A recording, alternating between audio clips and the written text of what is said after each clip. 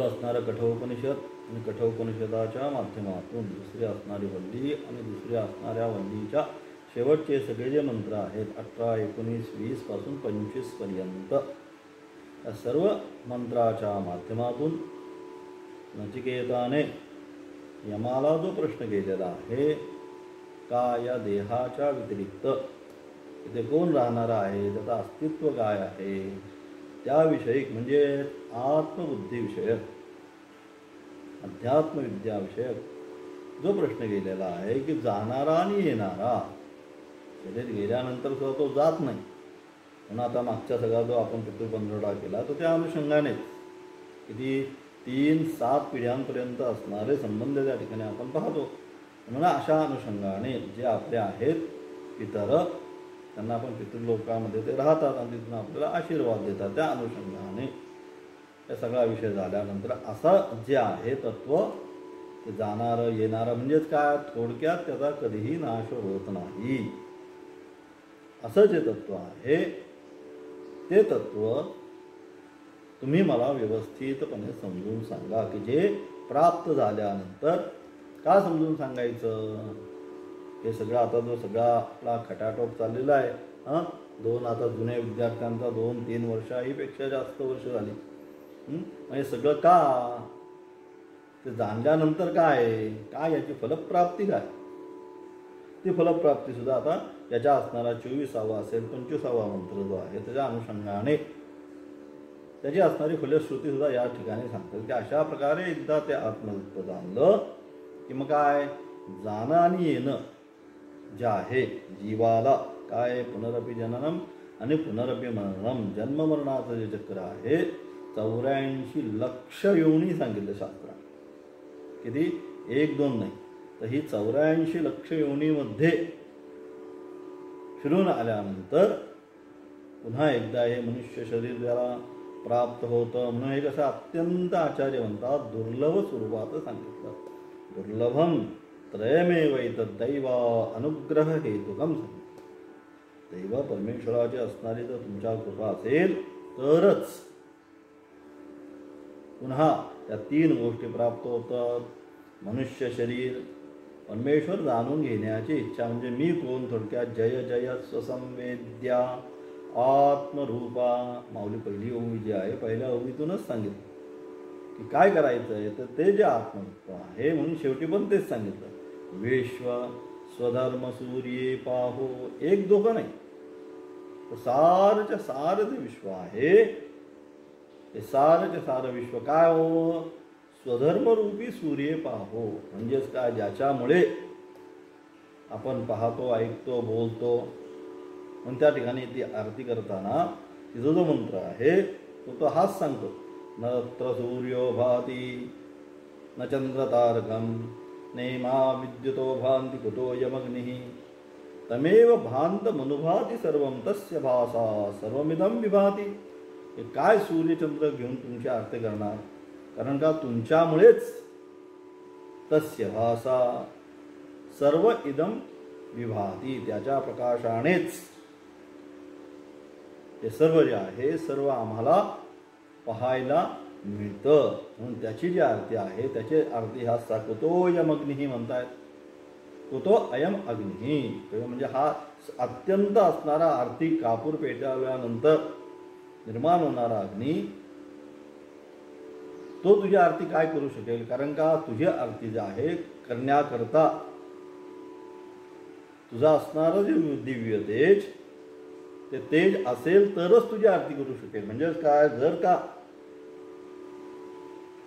शरीरामध्ये चैतन्य शक्ती असेल तरच सगळं होऊ शकते. आणि म्हणून अशा प्रकारे ती चैतन्य शक्ती ती प्राप्त करण्याकरता म्हणून हा सर्व प्रयत्न आहे. ती एकदा केल्यानंतर काय, आत्यंतिक दुःखाची निवृत्ती सांगितली आणि निरतिशय आनंदाची प्राप्ती. वेदांत शास्त्राचं प्रयोजन काय, आत्यंतिक दुःखाची निवृत्ती. आता जे दुःखाची निवृत्तीसाठी आपले प्रयत्न आहेत ते टेम्पररी आहे. तेवढ्यापुरतं आपण काय झालं, ताप आला ब्रुफेन घ्या, क्रोसिन घ्या, एखादा इंजेक्शन घ्या किंवा एखादा रोग झाल्यानंतर अमुक औषध घ्या, तमुक काढा घ्या, हे सगळं काय सगळं जे आहे हे टेम्पररी औषध आहे. परंतु इथं टेम्पररी नको आहे आम्हाला. काय पाहिजे? परमनंट सोल्युशन पाहिजे, कायम स्वरूपी. जे सोल्युशन आहे ते कायम स्वरूपी म्हणून सांगितलं. आत्यंतिक दुःखाची निवृत्ती, पुन्हा दुःखच होणार नाही अशी गोष्ट जाणून घ्या की जी गोष्ट जाणून घेतल्यानंतर आता सांसारिक विश्वामध्ये ज्या काही गोष्टी जाणतो त्या जाणल्यानंतर तेवढ्यापुरतं सुख आहे. आपल्याला वाटतं घर आलं, घर झालं, फ्लॅट झाला, गाडी झाली, बंगला झाली, अमुक झालं, तमुक झालं, 10 तारखेला हप्ता आला की पुन्हा टेन्शन आलं. ते तेवढ्यापुरतं आहे, ते पण देणारं दुःखच आहे. म्हणून त्या अनुषंगाने तर मग काय, निरतिशय आनंदाची प्राप्ती करून घ्यायची असेल तर साधू संत महात्मे योगी यांनी जो मार्ग दाखवून दिलेला आहे, त्यागात शांती अनंतरम सांगितलं त्यांनी. त्यागाशिवाय शांती नाही. जोपर्यंत धरण्याचा प्रयत्न आहे, ते कावळ्याची आपण गोष्ट पाहतो त्या ठिकाणी की मांस पिंड त्यांनी प्राप्त केल्यानंतर घेतला, चोचीमध्ये पकडला कुठेतरी, आणि जसा तो चोचीमध्ये धरला तसं काय अन्य जे कावळे होते सगळे काय झाले, त्याच्या मागे धावायला सुरुवात केली. हा मागे धावतोय, तो मागे धावतोय, हा पुढे, हे सगळे कावळे मागे धावून धावून धावून जोपर्यंत मांसपिंड त्याच्या चोचीमध्ये होता तोपर्यंत सगळे त्याच्या मागे होते. आणि एकदा मग जाऊ दे, आता कंटाळा आला म्हणून त्यांनी काय केलं, तो सोडून दिला, टाकून दिला. तसा मांसपिंड टाकून दिला तर सगळे काय, सगळे ज्याने घेतले त्याच्या मागे. म्हणजे जोपर्यंत त्याग होत नाही तोपर्यंत शांती, परमशांती नाही. तेवढ्यापुरती आहे. आपल्याला वाटतं की चला आता हे मिळाल्यावर शांती मिळेल, पण शांती ती परमशांती नाही. मग परमशांती कशाने? त्यागात शांती अनंतरम सांगितलं. मग त्यागानेच त्या ठिकाणी शांती प्राप्त होते. आणि म्हणून अशा प्रकारे ती परमशांती प्राप्त करण्यासाठी म्हणून हे सगळं काय, गीता असेल, उपनिषद असतील, ब्रह्मसूत्र असेल, वेदांतशास्त्र आहे, सगळं कशासाठी? ती जी परमशांती आहे ती परमशांती कुठल्याही विषयाविना, आता जे काय आपण प्राप्त करतो, आनंद असेल, शांती असेल, ते कशा, त्या विषयाच्या अनुषंगाने प्राप्त करतो. परंतु विषयाच्या विना सुद्धा तो आनंद प्राप्त जर करून घ्यायचा असेल तर मग तो कुठं आहे? ती जागा की नक्की कुठं आहे तो प्रकाशाचा झोत, ते शोधण्यासाठी आता प्रश्न तोच आहे नचिकेताचा की तो जो आनंद आहे तो कुठे आहे. त्या अनुषंगाने मग हे सगळे उत्तरं जे आहे आता या ठिकाणी सांगण्याचा प्रयत्न करतात. म्हणून ते कसं आहे, ते जे आत्मतत्व आहे ते कसं आहे, अत्यंत दूर सुद्धा ते आणि अत्यंत जवळ सुद्धा तेच आहे.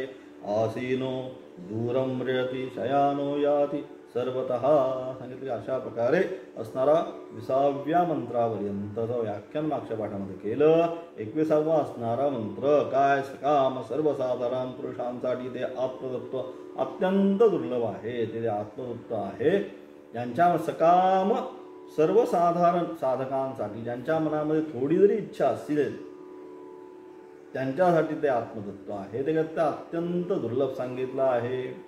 आणि म्हणून त्या ठिकाणी गीतेमध्ये सगळ्यात पहिलं जे स्थितप्रज्ञाची लक्षणं सांगितली, त्या स्थितप्रज्ञाच्या लक्षणामध्ये सर्वात प्रथम काय सांगितलं, प्रजहाती यदा कामान सांगितलं. सर्वान पार्थ मनोगतान, मनामध्ये असणाऱ्या संपूर्ण कामना ज्या आहेत त्या संपूर्ण कामनांचा ज्या क्षणी नाश होईल त्याच वेळी, म्हणजे थोडी जरी म्हणून प्रकर्षेण जहाती इति प्रजहाती, उपसर्गपूर्वक आहे. काही सुद्धा यत्किंचित सुद्धा कामना, मला अमुक करायचं, तमुक करायचं, हे करायचं, ते करायचं, कुठलीच नाही. अशा प्रकारे ज्यावेळेस त्याची होईल आत्मस्थिती, आत्मन्नेवात्मना तुष्टः, केवळ स्वतःमध्येच तो रममान राहायला शिकेल, त्याच वेळेस त्याचा प्रज्ञस्तरोच्यते, त्याला स्थितप्रज्ञ म्हणतात. ज्याची प्रज्ञा स्थित म्हणजे आता काय, त्याच्यामध्ये चंचलत्व निर्माण झालेलं नाही. एका ठिकाणी परमेश्वरामध्ये, आत्मतत्वामध्ये स्थिर झालेली आहे. आता त्याच्या मनामध्ये कुठल्याही प्रकारचा विक्षेप जो आहे हा विक्षेप निर्माण होत नाही. आता काय आज हे करायचं, उद्या ते करायचं, इकडे जायचंय तिकडे जायचं, असं करायचं, काही नाही. एकदम स्थिरपणे आता परमेश्वर प्राप्तीसाठी परमेश्वराच्या मार्गावरती बस, हेच साध्य करायचंय. नान्य पंथा विद्यते अनाय, या व्यतिरिक्त दुसरा कुठलाही रस्ता नाही. आता न फिरे माघारी म्हणतात महाराज. महाराज काय म्हणतात, संत श्रेष्ठ तुकाराम महाराज त्या ठिकाणी, आता न फिरे माघारी. या रस्त्यावर आता एकदा आलोय ना, आता काय शेवटच झाला पाहिजे, माघारी नाही फिरलं पाहिजे. न अन्य पंथा विद्यते अनाय, शास्त्र म्हणतो की ते प्राप्तीसाठी दुसरा कोणताही मार्ग नाही. मग कोणता मार्ग? जो ऋषीमुनींना जो मार्ग सांगितला आहे तोच मार्ग या ठिकाणी सांगितला. म्हणून अशा प्रकारे की जो काय सकाम काम काय, ज्याच्या मनामध्ये थोडी जरी कामना राहिलेली आहे, अशा प्रकारचा जो साधक त्यासाठी ते आत्मतत्व असं अत्यंत दुर्लभ स्वरूपाचा आहे. तेच या ठिकाणी सांगण्याचा प्रयत्न करतात 21व्या असणाऱ्या मंत्राच्या द्वारे. काय म्हणतात?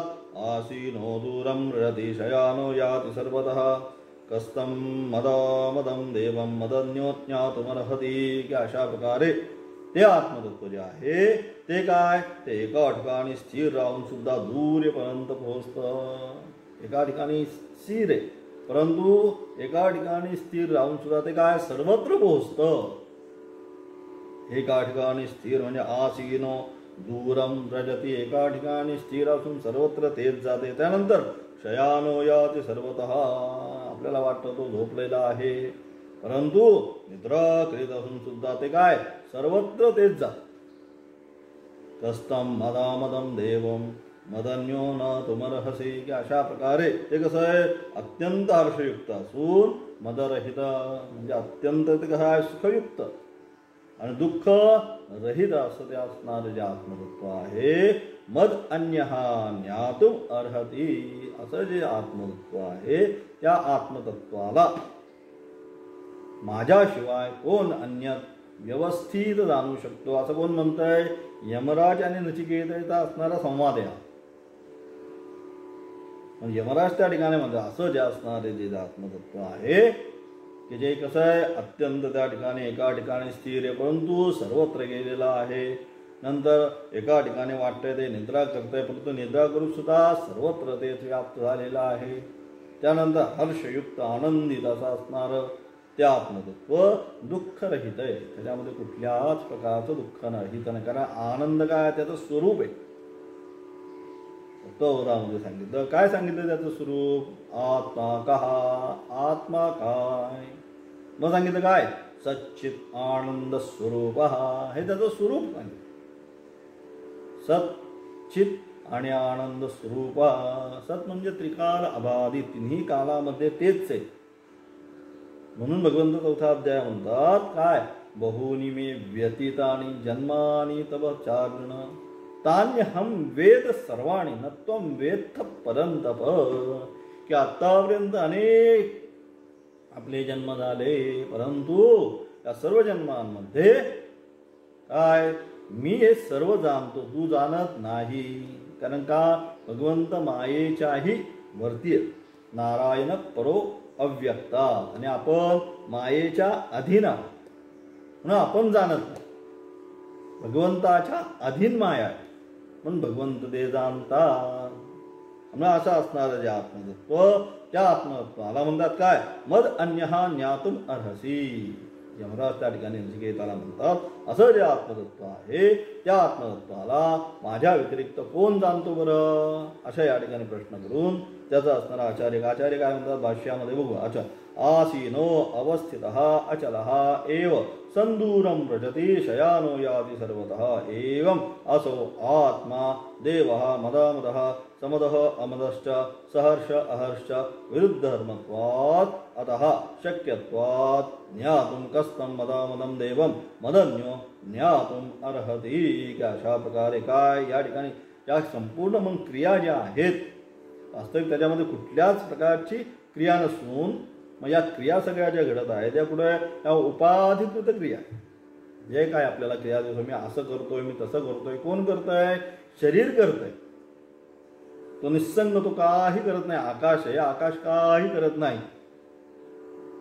तसं तो काही करत नाही, परंतु शरीराच्या द्वारे कार्य करण संघात, कार्य शरीर, करण इंद्रिय यांचा जो संघात आहे, ज्याला आपण विशिष्ट नामरूपाने देवदत्त, यज्ञदत्त असं नामकरण करतो, त्या नामकरणाच्या अनुषंगाने कार्य करणं जो काही त्या ठिकाणी उपाधी जे काही कार्य करते, बसतो, उठतो, करतो, खातो, पितो, हे सगळं काय करतो? हे सगळ्याच्या सर्व हा कार्यकरण संघाताद्वारे होणाऱ्या सर्व क्रिया, तो निष्क्रिय जो आत्मा आहे तो काही करत नाही. तो अस्तित्व लब्धव्य सांगितलं शास्त्रात. बस फक्त आहे एवढंच जाणून घ्यायचं, तद व्यतिरिक्त काही नाही. त्याच्यावर काय करतो आपण? सगळ्या अध्यारोपित करतो. मी खातो, वास्तविक तो खातो का त्याला खायला काही नको.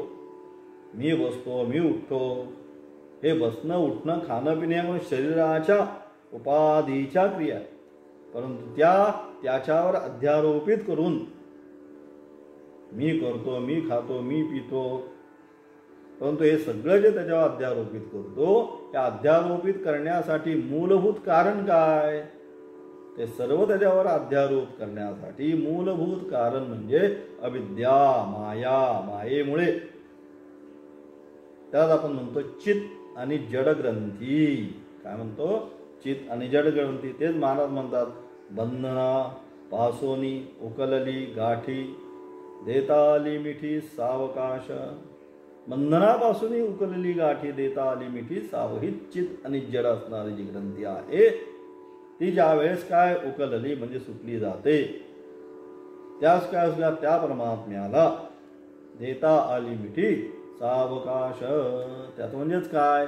त्याचा असणारं सुस्वरूपाची त्याला प्राप्ती होते. केव्हा?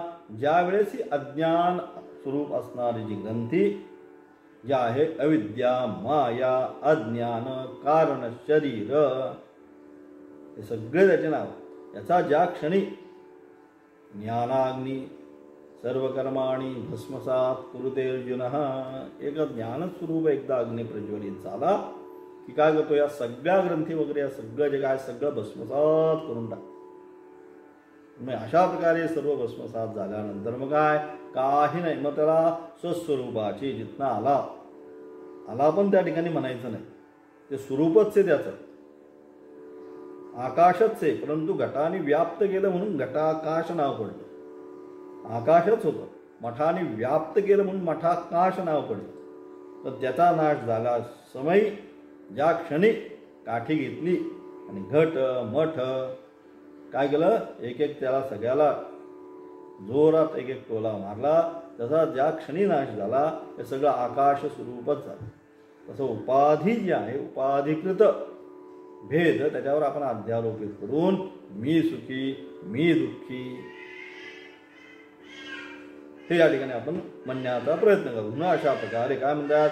अशा प्रकारे त्यात जर ज्ञान प्राप्त करून घ्यायचं असेल त्या आत्मतत्वाचं, तर काय केलं पाहिजे? त्यासाठी एवढं एकच काय? स्वस्वरूपाची असणारी प्राप्ती आणि त्यागात शांती अनंतरम. त्यागाशिवाय त्याची प्राप्ती होऊ शकत नाही. ते ज्या ठिकाणी सांगतात की जे अशा प्रकारे कोण विषयाभिलाषी, ज्यांच्या मनामध्ये मला हे प्राप्त करायचंय, मला ते प्राप्त करायचं, असे प्रकारचे जे विषयाभिलाषी, असे जे सामान्य साधक, सर्वसामान्य जे पुरुष आहे, त्यांना तो आत्मा अत्यंत दुर्विज्ञेय आहे. त्यांच्यासाठी तो सहज प्राप्त होत नाही.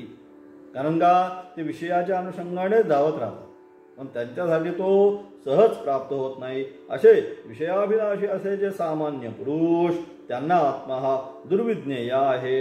आत्मा हा अचल स्थिर असला, वास्तविक तो अचल आहे, कुठेही जात नाही. नंतर स्थिर आहे, स्थाणु एक ही सगळी त्याची दिलेली विशेषण आहे. तो एकच आहे, स्थाणु स्वरूपाचा साक्षी, फक्त पाहणारा. सूर्य ज्याप्रमाणे आहे, काय फक्त साक्षी आहे. त्याच्या अनुषंगाने सगळे जे व्यवहार असतात पृथ्वीवर चालतात, त्याचा तसा सूर्याचा काही संबंध नाही. साक्षी भावाने पाहतो त्याचप्रमाणे हा सुद्धा साक्षी अस्ति तेव लब्धव्य हा सांगितलं. फक्त आहे बस, त्याच्या अनुषंगाने चित प्रतिबिंब ते त्या ठिकाणी ग्रहण झालेलं आहे. वास्तविक पाहता सूर्याचं ज्याप्रमाणे प्रतिबिंब त्या पाण्यामध्ये पडल्यानंतर आपल्याला दिसतं वास्तविक आहे का, वास्तविक नाही. तसं चित सच्चिदानंद स्वरूप असणारं चित, त्याचं असणारं प्रतिबिंब इथं कुठे पडलं? अंतःकरण चतुष्टय, मन बुद्धी चित्त आणि अहंकार. इथं काय झालं? त्याचं असणारं प्रतिबिंब त्या ठिकाणी पडलं आणि अहमवृत्तीने त्याला ग्रहण केलं. म्हणून अहमचा जोपर्यंत नाश होत नाही तोपर्यंत हा सगळा व्यवहार आहे. म्हणून काय करायचं? म्हणून अहमचा नाश काय करायचा? मी माझा नाश करायचा.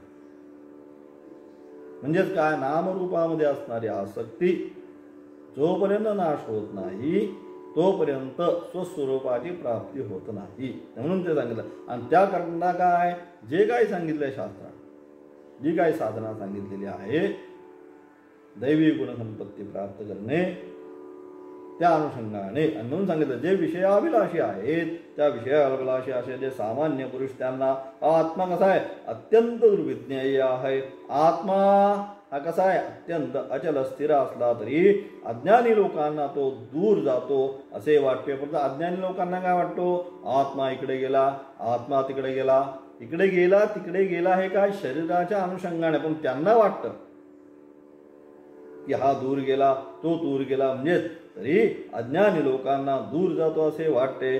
जागृत स्वप्नावस्थेमध्ये मनादी करणांच्या साक्षी रूपाने कुष्ठस्थ अचल जरी असला तरी इंद्रियादिकांचा व्यापार झाला म्हणजे तो विषय देशात गेल्यासारखा वाटतो. वास्तविक पाहता कुटस्थ अचल असला तरी सुद्धा इंद्रियांच्या व्यापार पंचकर्मेंद्रिय आहे त्यांच्या अनुषंगाने, हात पाय याच्या अनुषंगाने तो काय ज्या ज्या देशात जातो देशांतर केल्यासारखा वाटतो. ते सांगितलं. इंद्रियादिकांचा व्यापार झाला म्हणजे तो विषय देशात गेल्यासारखा वाटतो.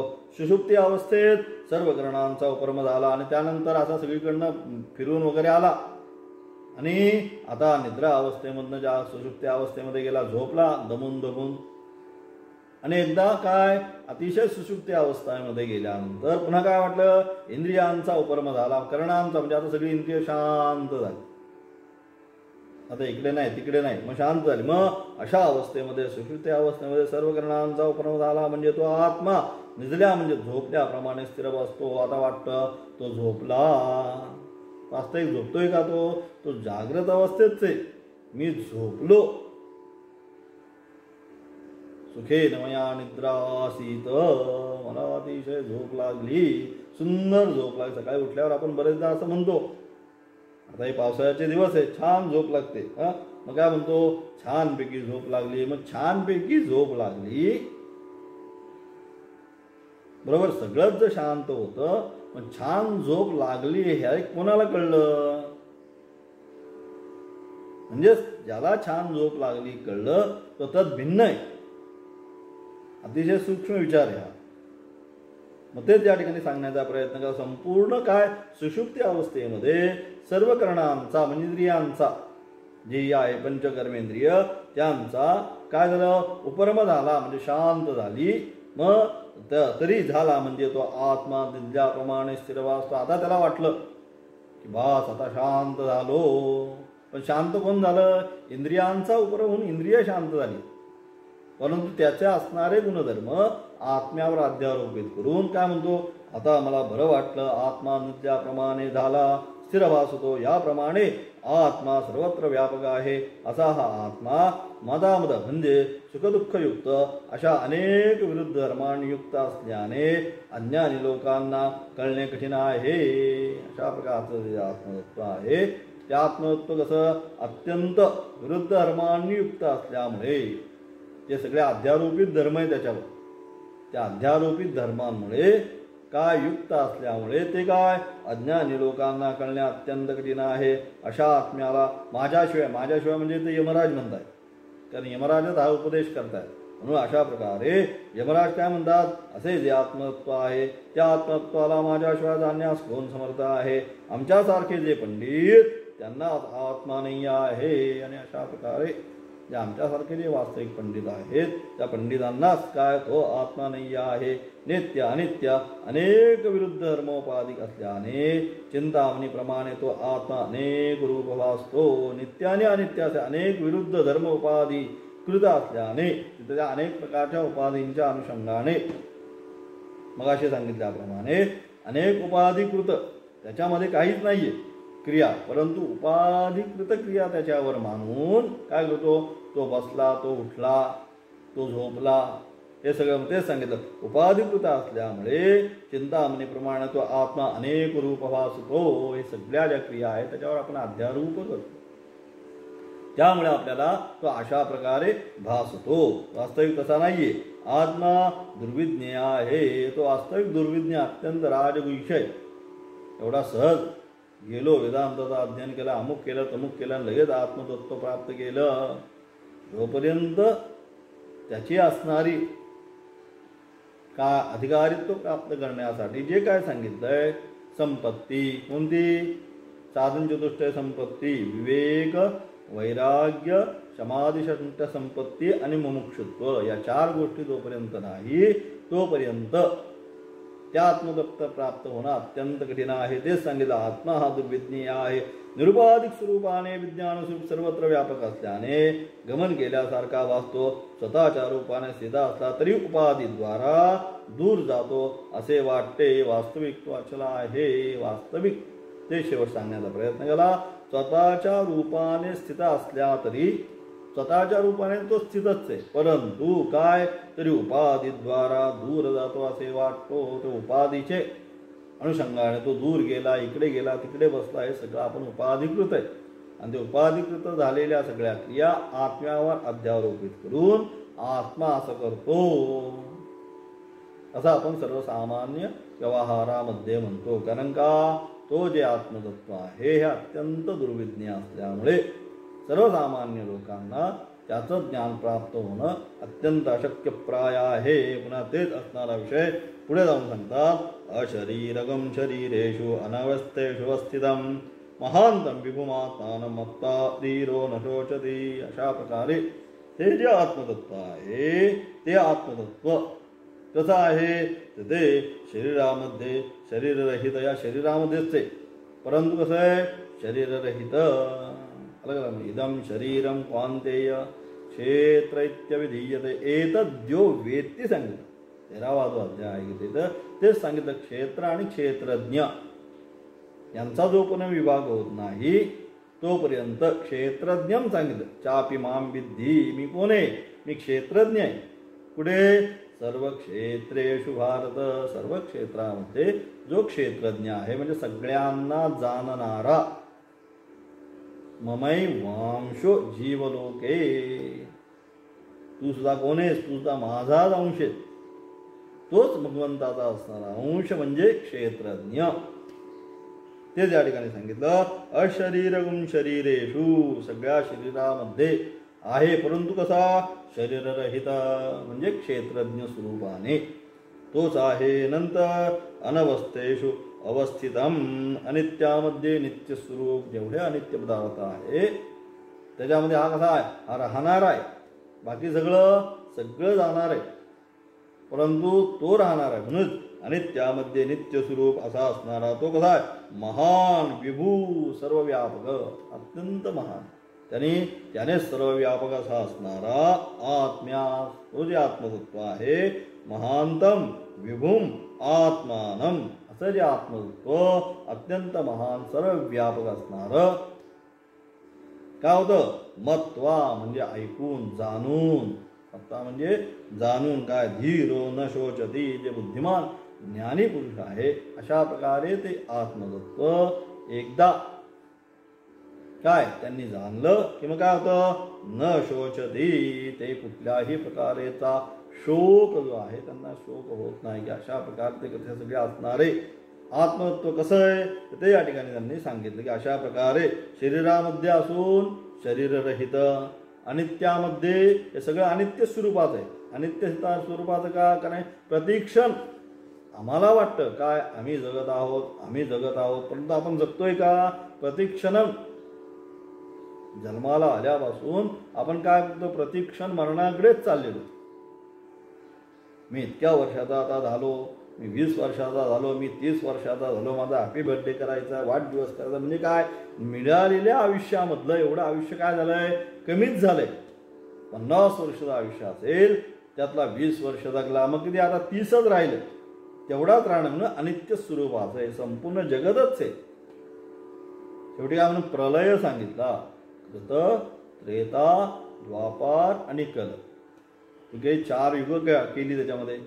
4 युगांचा एक कल्प. आणि अशा प्रकारे सगळं जे आहे प्रतिक्षण काय कालाच्या मुखामध्येच.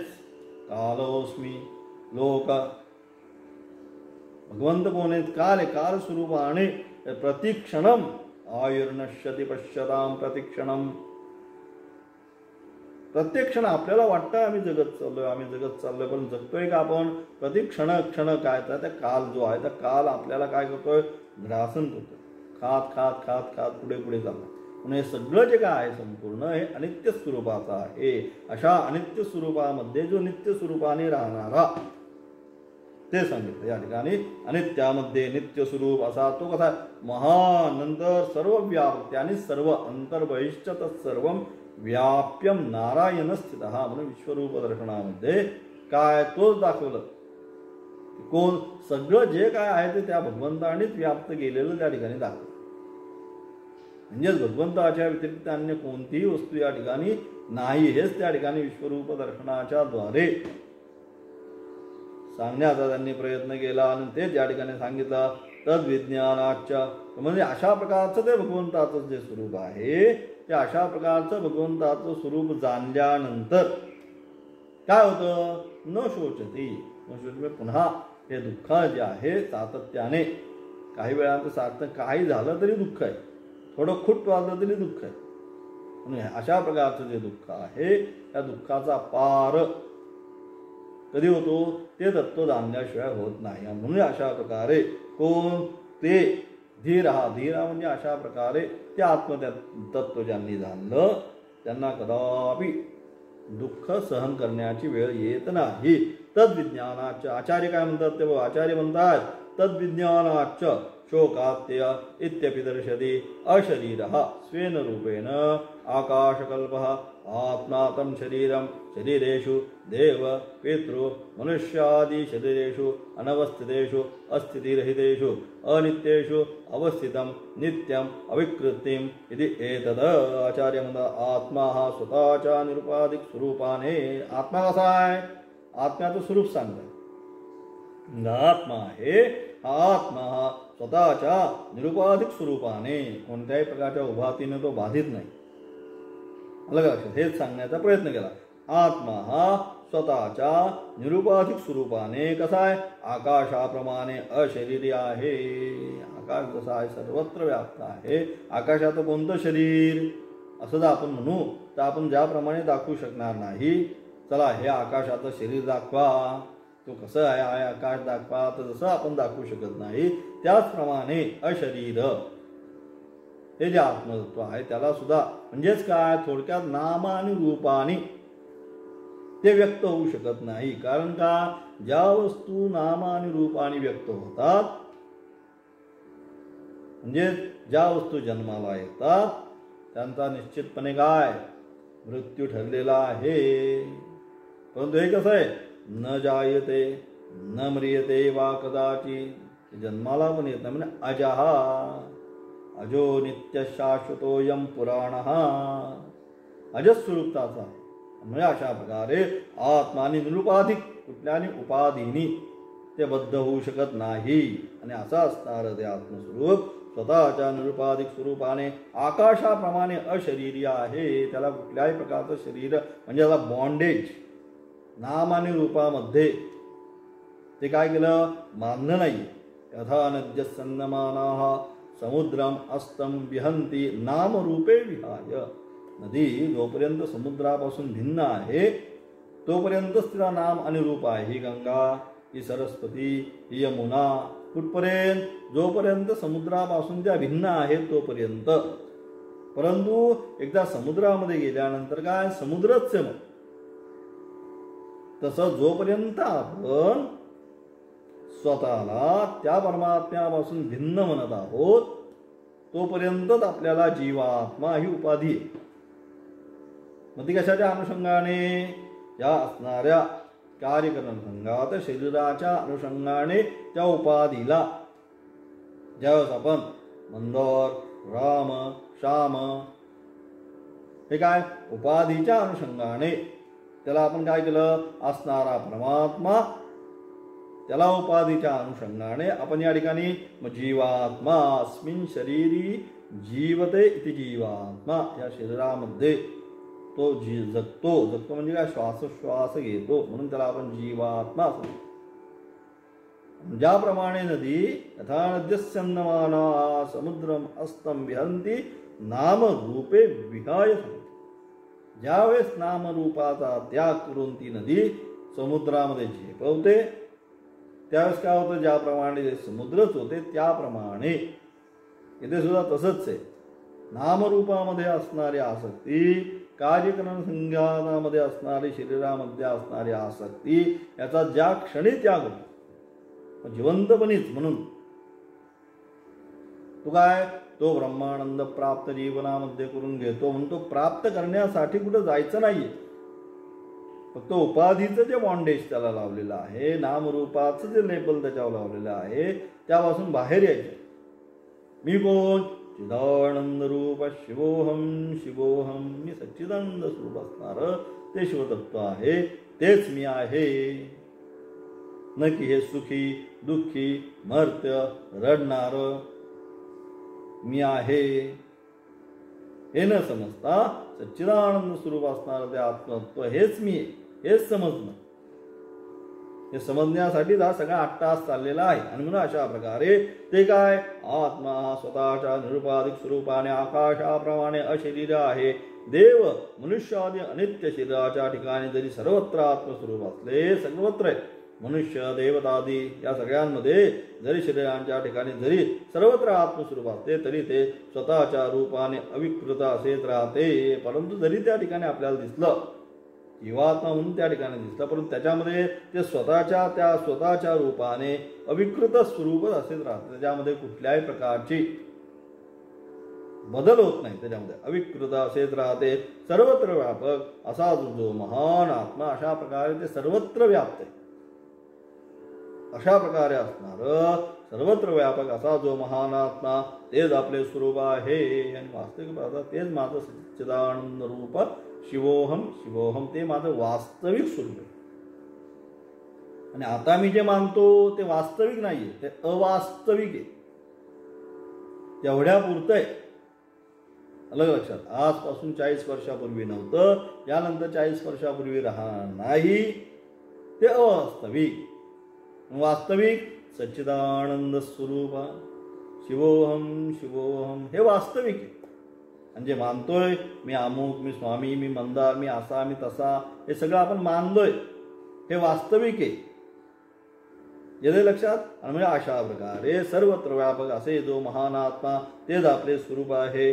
अयम अहस्मी असे ज्ञान झालं आहे. आणि अशा प्रकारे त्याचं वास्तविक स्वरूपाने तेच मी आहे. चिदानंद रूप शिवोहम शिवोहम असं ज्याला ज्ञान झालेलं आहे, ज्याला ज्ञान झालेला आहे तो धीर पुरुष, तो ज्ञानी सर्वज्ञ.